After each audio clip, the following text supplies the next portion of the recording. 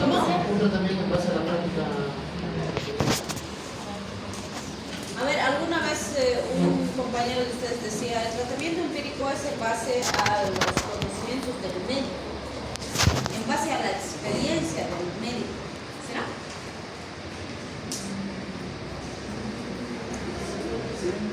Porque si fuera entonces, yo les digo, si son un médico que reciencito se ha graduado y no tiene experiencia, entonces no van a hacer tratamiento empírico. Por eso, y si no tienes experiencia,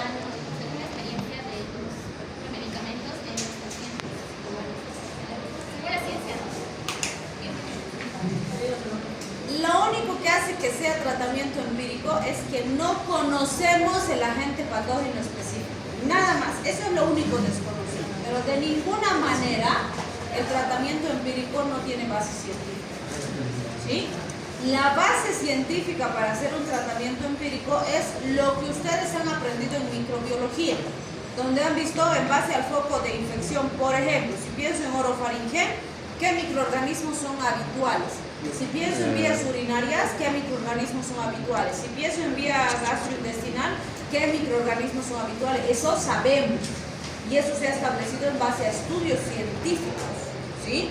También se sabe qué microorganismos son frecuentes dependiendo de la edad del paciente. No es lo mismo un adulto que un paciente de 2 años, un paciente de 5 años, un paciente de 10 años. ¿Sí? Entonces, esa base microbiológica que tenemos es el fundamento científico para decidir un tratamiento empírico. ¿Sí? ¿Por qué? Porque llega mi paciente, está en una condición en la que necesita un tratamiento antimicrobiano y no puedo esperar el resultado del cultivo antibiograma, ¿sí? Para iniciar el tratamiento. Lo que no significa que no vaya a hacer el estudio. Simplemente que voy a iniciar el tratamiento en base a mi sospecha del foco infeccioso. Por ejemplo, si pienso en vías urinarias, lo más probable es que el agente causal sea E. coli, ¿sí? Entonces voy a iniciar mi tratamiento empírico pensando en fármacos que me cubren E. coli, ¿sí? Y voy a mandarle a mi paciente un cultivo antibiograma y con eso voy a confirmar si está bien mi enfoque terapéutico o debo hacer una rotación farmacológica o un cambio de fármaco, ¿sí? Entonces, en todos los procesos infecciosos deberíamos hacer cultivos y antibiogramas para decidir correctamente qué fármacos usar o si está bien lo que estamos usando. Pero como hemos dicho, muchas veces no se puede hacer por tiempo, no se puede hacer por economía, no se puede hacer porque no hay disponibilidad de esos recursos en el entorno en que estamos trabajando, ¿sí? Por ejemplo, antes los cultivos y antibiogramas nos reportaban en 48 horas en nuestro medio. Desde que hay el SUS, como seguimos teniendo 10 mismos que trabajaban en laboratorio para 100 personas antes, ahora trabajan para 500, los mismos 10, entonces no pueden entregar en 48 horas porque no abastecen, ¿sí? Ese es el punto flaco del sistema universal de salud. Se ha implementado sistemas sin pensar en recursos, en recurso humano, en infraestructura y en todo lo que debería haber antes de lanzar el SUS, ¿sí? Entonces, ¿qué pasa ahora? Nos dicen, ok, haces cultivo antibiograma, en 2 semanas te voy a reportar el resultado. ¿Por qué? Porque no alcanzan pues, los bioquímicos a hacer todas las pruebas que les mandamos todos los días. Entonces tarda más. Y mi pacientito, si está llorando de dolor, orinando sangre, ¿voy a esperar 2 semanas para iniciar su tratamiento? No, entonces, ¿qué voy a hacer? Voy a iniciar tratamiento empírico y cuando me reporten el resultado, bueno, probablemente incluso ya ha terminado su tratamiento, pero voy a ver si está adecuado, correcto o no. ¿Sí? Pero a veces, fíjense, 2 semanas después como que no tiene mucho sentido realmente el cultivo y el antibiograma, porque no me va a llegar ni siquiera antes de terminar el tratamiento, ¿sí? Y aunque no crean, no estamos de los peores. En España, que es primer mundo, 2 meses después recién les entregan sus resultados. Y allá sí, mientras no llegue su cultivo antibiograma, no le dan un solo antibiótico. Y le dicen, tome mucha agua, aquí están analgésicos, tome paracetamol, y en 2 meses vuelve para que veamos sus resultados. Y no les dan tratamiento, ¿sí? Y sí tenemos pacientes que nos llaman llorando y desde aquí les llevan fármacos o alguien está viajando les lleva, porque no les dan y es primer mundo, ¿no? Entonces, ese es el problema de los sistemas universales de salud, porque la cantidad de población para que la que atienden no abastece con el personal de salud que tienen. Entonces hay estos problemas, ¿sí? Y por eso es que van a ver que muchos tratamientos aquí se hacen empíricos. Afuera están con la política de cero antibióticos. Si no se está muriendo el paciente o no está hospitalizado, no le dan antibióticos. ¿Sí? Y además afuera no le venden pues un antibiótico, le venden la caja completa, si no, no le venden. Que aquí no, tú vas y le pides que te venda una amoxicilina y te vende una amoxicilina, que está mal, ¿sí? No se debe, porque hemos dicho que la resistencia es un problema real y que nos está ganando, ¿sí? Entonces hay varios factores importantes con los que no se hace. Y realmente deberíamos, si es una varingomicalitis, deberíamos cultivar. Si es una uña encarnada que está sobreinfectada, deberíamos cultivar, porque solo así podríamos saber el espectro de sensibilidad y resistencia de nuestros microorganismos, pero no hacemos, porque no se puede, hay demasiadas limitadas, ¿sí? Entonces no se olviden que el tratamiento empírico, lo único que tiene desconocido es que no sabemos el agente causal específico. Pero no quiere decir que vamos a hacer en base a lo que se nos ocurra o en base a lo que yo creo. No, tengo base microbiológica y yo sé qué microorganismos son frecuentes en base al foco de infección. ¿Han mirado las tablitas que les he dicho de este capítulo? Ahí nos habla del microorganismo más frecuente en base al foco de infección. Esas dos tablas les resumen todo lo que han visto en microbiología. No las tienen que revisar, nos va a servir de base para lo que viene después. Bien. Además, fíjense, para seleccionar qué antimicrobiano voy a usar, aparte del microorganismo probable o mejor si tengo mi cultivo y antibiograma, también tengo que considerar factores del huésped. Por ejemplo, si tiene estados patológicos concomitantes, ¿sí? No es lo mismo un paciente inmunocompetente joven como ustedes que un paciente que tiene SIDA, ¿sí? Que tiene VIH pero está en fase SIDA, que tiene neutropenia, que está recibiendo quimioterapia para el cáncer, que tiene hepatopatías, nefropatías, desnutrición. O sea, cada patología de base aumenta factores de riesgo. Y si es un paciente inmunodeprimido, además, independientemente de la causa de su inmunodepresión, es más complejo, es más peligroso, ¿sí? Entonces tengo que seleccionar bien qué fármacos voy a usar. También debo considerar los efectos adversos. Como hemos dicho, hay antimicrobianos que no se deben usar en niños o que no se deben usar en abuelitos porque son más riesgosos, ¿sí? También la edad, también las alteraciones en la eliminación, vale decir, pacientes que tengan insuficiencia renal, insuficiencia hepática, hay fármacos que de hecho no vamos a usar y fármacos en los que se puede hacer corrección de dosis. Por decir, les voy a usar el 70%, el 80% la dosis para que no sobresature el hígado o el riñón del paciente, ¿sí? También es muy importante considerar la exposición epidemiológica. Y aunque no crean, nos siguen llegando pacientitos que tienen diagnóstico de dengue y les están dando antibióticos.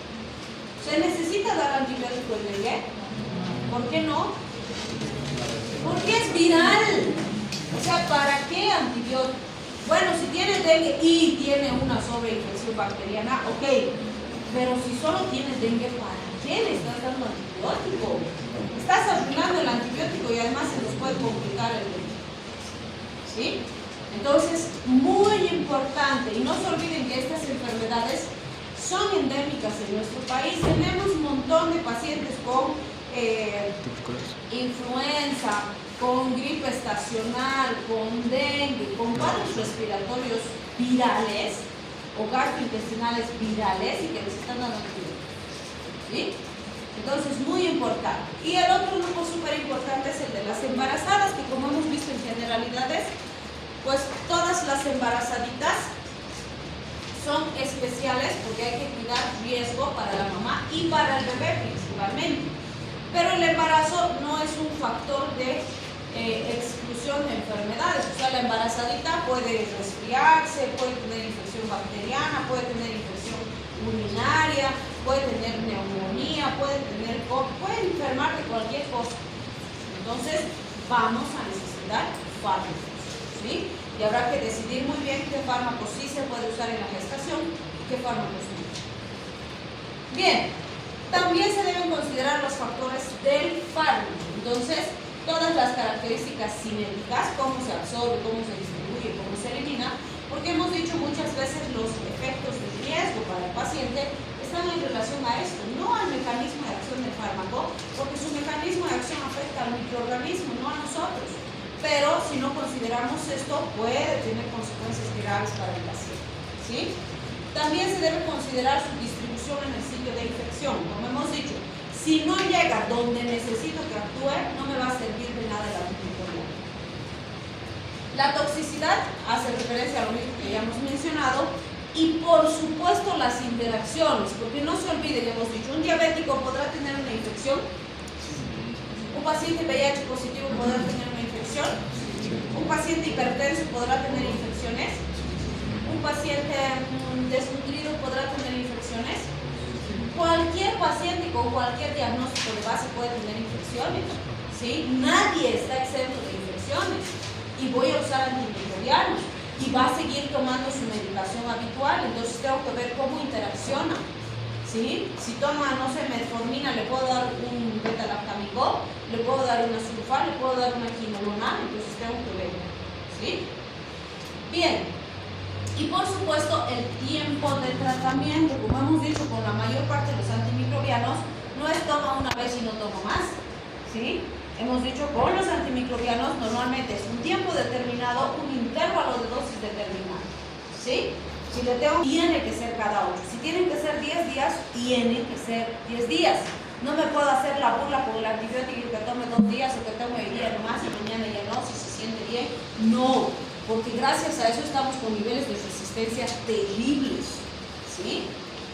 Bien, si hablamos de la interpretación de los resultados ejecutivos, vale decir, cuando hemos hecho un tratamiento antimicrobiano con cultivo y antibiograma y fracasa el tratamiento, ya le estoy dando, sé el microorganismo, sé su sensibilidad, su resistencia, le doy un fármaco al que me dice el cultivo que es sensible y fracasa el tratamiento. Entonces, ¿qué debo pensar? ¿Habrá habido un error en la toma de muestra? Podría ser, ¿no? Por ejemplo, algo súper básico y sencillo que ustedes saben. ¿Qué recomendaciones le tienen que dar a un paciente que va a hacer un examen general de orina? Ayuno. Segundo chorro. ¿Qué más? ¿No la base? ¿Sí la base? ¿Para general de orina? Otra cosa es para el Papá Nicolau, ¿no? Para el general de orina, sus manos bien lavadas con agua y jabón, hacerse un pequeño aseo perineal, no profundo, pero sí tiene que lavar. ¿Qué más?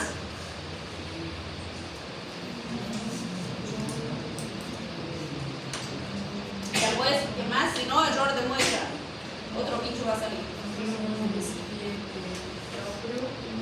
El respeto externo. Un recipiente propio. Tiene unos ahí de sus dulces que se han acabado, eso lo puede lavar biencito y llevar ahí. Estéril, no es estéril. propio, es de ella. ¿Qué significa? Término, ¿cuál es el término, doctora? Estéril. Si es propio, se puede entender así, pues mío es estéril, ¿sí? Frasco estéril de la farmacia tienen que comprar, no es caro, 1 o 2 pesitos cuesta, ¿sí? ¿Qué más? El tiempo. ¿Qué tiempo? Idealmente dentro de los primeros 45 minutos de tomada la muestra, porque si van a ver, pacientito toma en su casa, lo guarda en su refrigerador para que se conserve, va, se ducha, se alista y va al laboratorio y han pasado 2 horas. Ya no sirve, pues todo se ha muerto, no va a crecer nada. ¿Sí? Tiene que ser la primera orina del día. Idealmente, para general de orina no es tan relevante, ¿sí? Para otros estudios sí, pero si puede, mejor. Y la mayoría de los laboratorios reciben las muestras a las 7 de la mañana, entonces sí puede ser, ¿sí? ¿Qué más?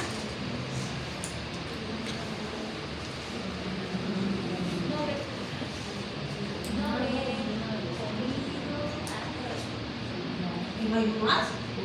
Para general de orina será importante en ayunas.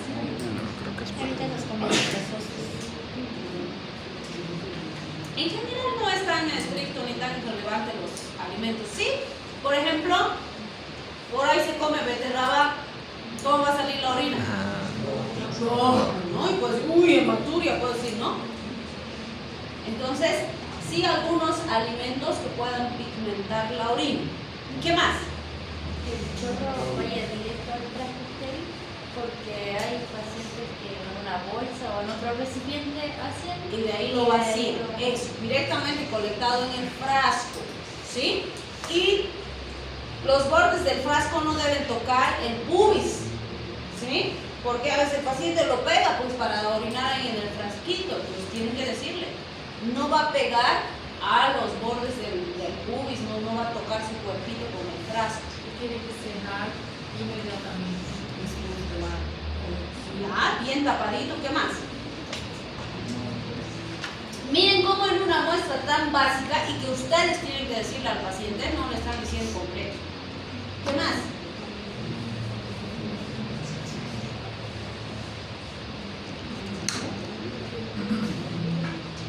Doctora, ¿cómo sería en el caso de que una mujer está menstruando y No debería tomar muestra. O sea, no debe estar menstruando. Ese es otro elemento muy importante porque te puede generar error de muestra. Obviamente, si realmente es necesario, necesitas hacer el examen, tendrá que informar cuando está dejando el laboratorio que está en su menstruación. ¿Sí? ¿Qué más? Eso, muy importante. Eso sí le tienen que decir que no puede tener relaciones sexuales noche antes. ¿Sí? Tampoco en la mañana. ¿Qué más?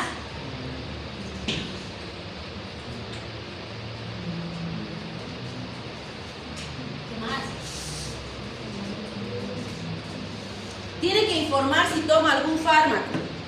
Y pues idealmente la muestra no se debería tomar después de haber iniciado la antibiótico-terapia, porque nos va a salir alterada. ¿No es cierto? ¿Qué más?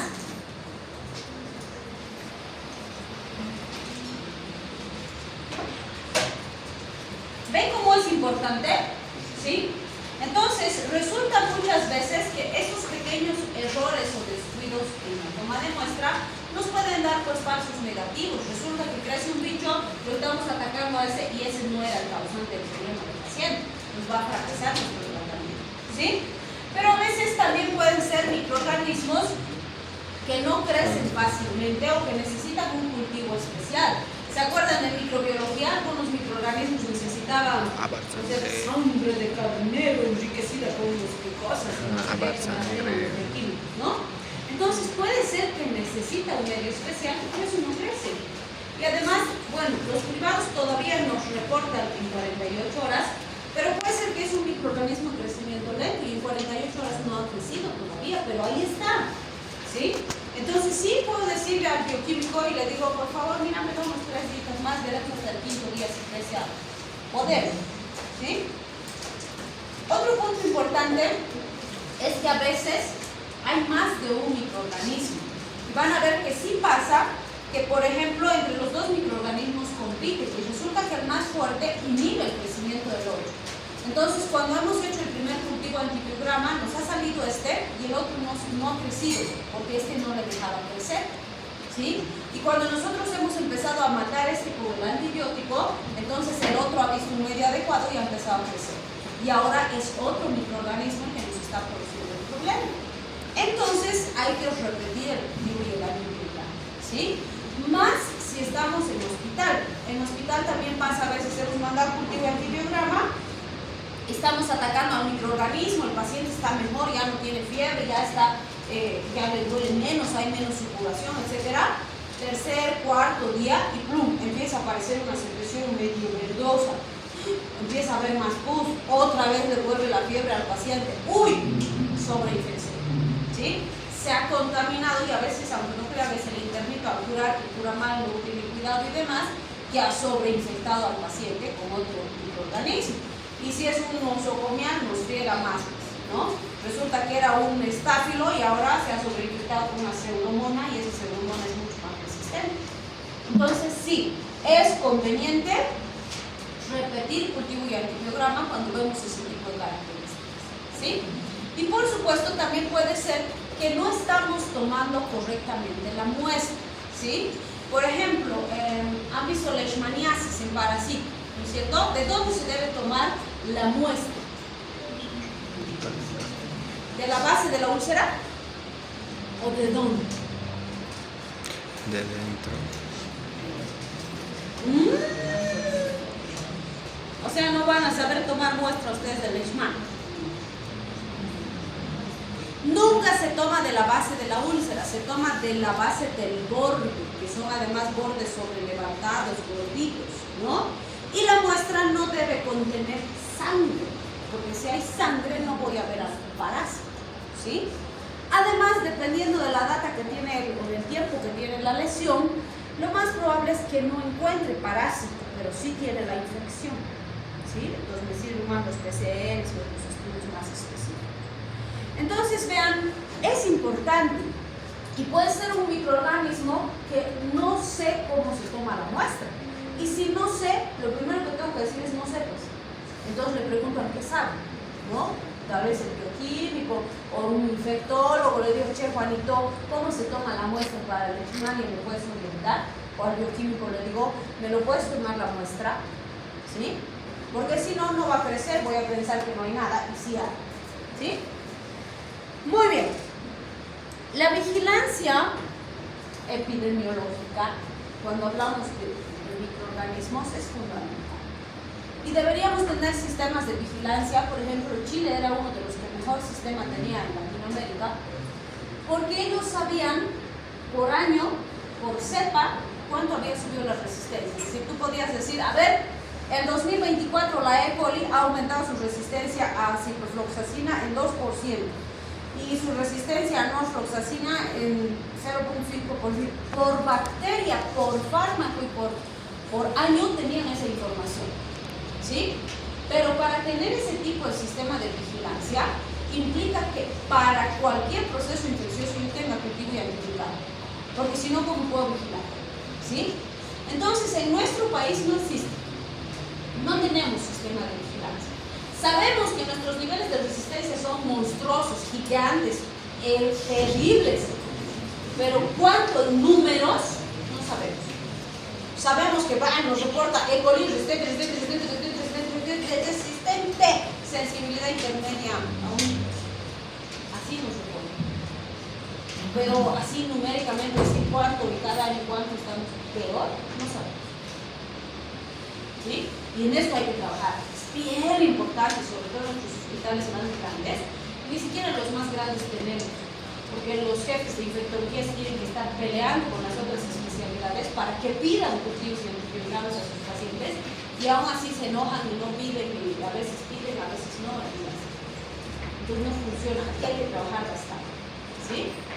Bien, fíjense, solamente con estudio microbiológico yo podría saber si es radicado, si es recidiva, si es recaída, si es superinfección o si hay resistencia. ¿Eso qué implicaría? Que tendría que hacer pruebas microbiológicas antes de tratar y al finalizar el tratamiento.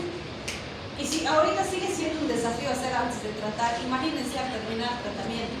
Es una utopía, todavía estamos lejos. Pero si realmente queremos cambio, a eso hay que apuntar. No hay otra forma. ¿Sí? Bien, ¿qué es lo que hacemos? Hacemos vigilancia clínica. Es decir, viene mi paciente, está mal, le inicio el tratamiento empírico y le digo, Juanito, vas a volver en 3 días. Y en 3 días miro si está mejor, si hay menos inflamación, si hay menos fiebre. Le pregunto cómo está y la clínica me dice que está evolucionando favorablemente. Digo, ok, era sensible y está respondiendo bien. ¿Sí? Pero no es tan certero. Esto no me va a decir esa valoración clínica que hay, pero es la herramienta más cercana y más útil, si quieren, o cercana que tenemos para el paciente. No hay otra. ¿Sí?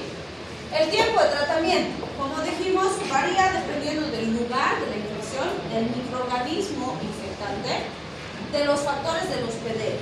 El estándar en la mayor parte de los tratamientos con antibióticos es de 7 a 10 días, y eso bien metido en nuestra cabeza, pero no es para todos.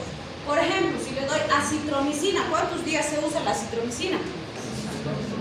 3. El esquema clásico es 3. En casos graves, 5. No se debe dar acitromicina más de 5 días. Lo máximo es 5. ¿Sí? O por ejemplo, si tengo una rinosinusitis, los otorrinos nos dicen, no, para sinusitis 14 días mínimo, idealmente 30, y con amoxicilina, que es lo mejor que existe para la sinusitis, porque ahí impregnas bien senos paranasales. Con 3 días de acitromicina, tu tía que vas a curar pues una sinusitis. Mentira, no impregnas, es insuficiente el tiempo, ¿sí? Entonces, para cada caso puede variar. O para el Helicobacter, a ver, denle 7 días, va a hacer resistencia y va a recidivar. Entonces, depende del cuadro también y del microorganismo. Ya, hoy vamos a quedar ahí, vamos a quedar el miércoles. No es una máquina para